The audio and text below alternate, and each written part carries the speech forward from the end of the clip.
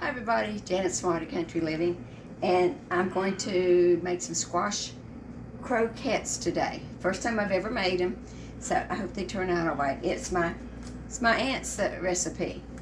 I got out this book the other day and I forgot all about it. I have two cookbooks that I put together years ago of family recipes. You know, they're family cookbooks, and this is one that my Aunt Irma had put in there. It's called squash croquettes, and it takes, I was going to do half a recipe, but my squash made 2 cups. This is a good way to use up maybe your big squash that's got, you know, a lot of those seeds in it, you know, and you don't want to cut them and fry them. So you just cut all the seeds out and chop them up. And I put these in a food processor. That's how I do it, and make them like this. But like I say, some of those big ones, you know, you just cut out the seeds, cut out the middle part. And a cup of onions, finely chopped also. Now, stir that up good. Now, salt and pepper, I'll go ahead and do that. And you know, I'm bad at measuring salt and pepper. I just put it in there. And let me get this one out there. And pepper.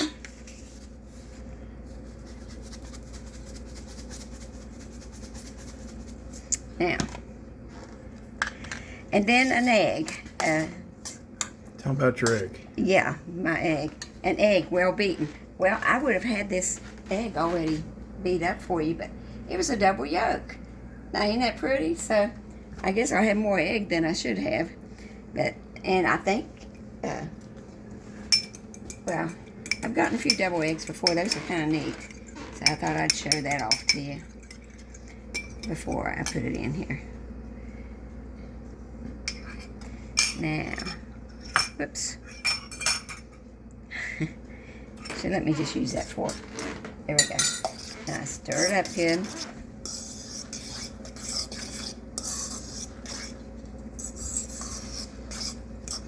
And Irma, that was my mom's youngest sister. Charley was crazy about Aunt Irma. He really liked her.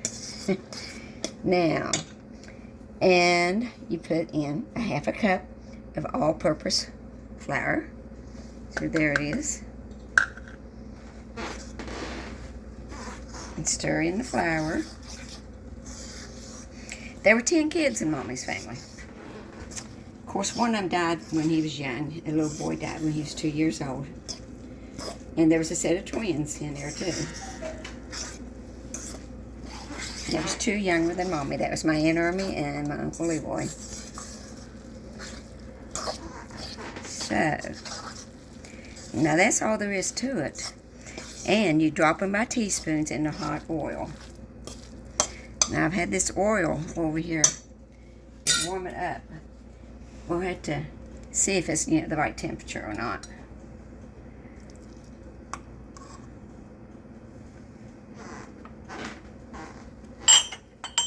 Whoops. Yeah, that's okay. We'll forgive Charley, won't we?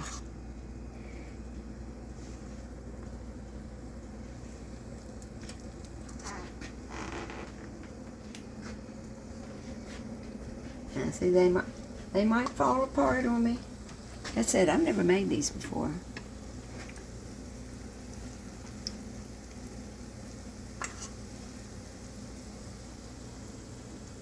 My hands are clean. I try to maybe do them in a circle there.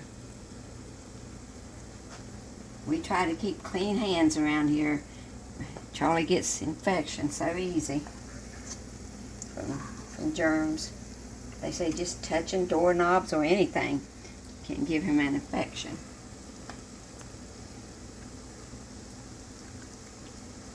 And then he puts his hands, you know, to his face. So I told him to keep his hands away from his face. Think he'll listen to me? I think he will. Yeah, after this last doctor visit, when we was in the hospital for so long. Now you're supposed to brown them on one side and then turn them.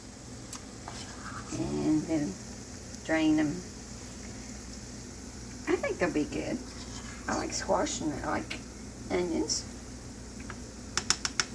Now these are going together better. See, these first ones didn't stick together too good. So what you need to do is just kind of mold it a little bit before you put it in there. Have your hands clean. Okay, now, I need to keep my hands off of me. We're going to let those cook a little bit and brown it on one side. Then we'll turn them and then we'll drain them and put them on our little dish. So we'll be back in a few minutes. We're back. Okay, you see, I have turned them. They are brown. Now, this takes a few minutes. You just got to look at them and just get them golden brown on both sides. And I found that this right here, this was best to do it instead of, using an egg turner or whatever. This worked really good. And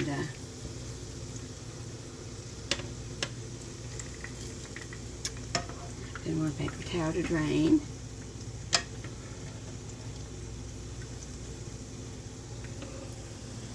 Now I've been putting some more in here in the meantime. And tell you what I did with these. I just thought to myself, this might make it good. I added some shredded mozzarella cheese. Now, I don't know how they will taste, but, cheese makes everything good, I think. I like cheese. So, this batch is going to have some cheese in it. Shredded mozzarella cheese. You'd probably use that shredded cheddar cheese, too, if you wanted to. Just thought I'd give it a try. And we'll see. It's what you do with recipes, you can change them up a little bit to suit your own taste, There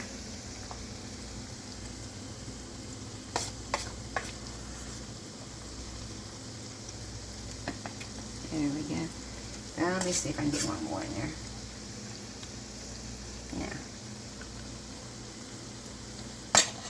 Now, some of these could probably maybe be turned now. Let me see.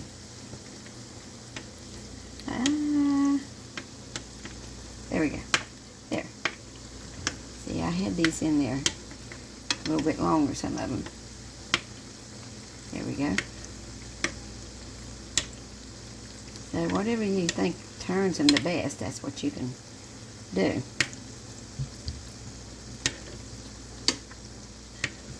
It just don't want to go, does it? There we go.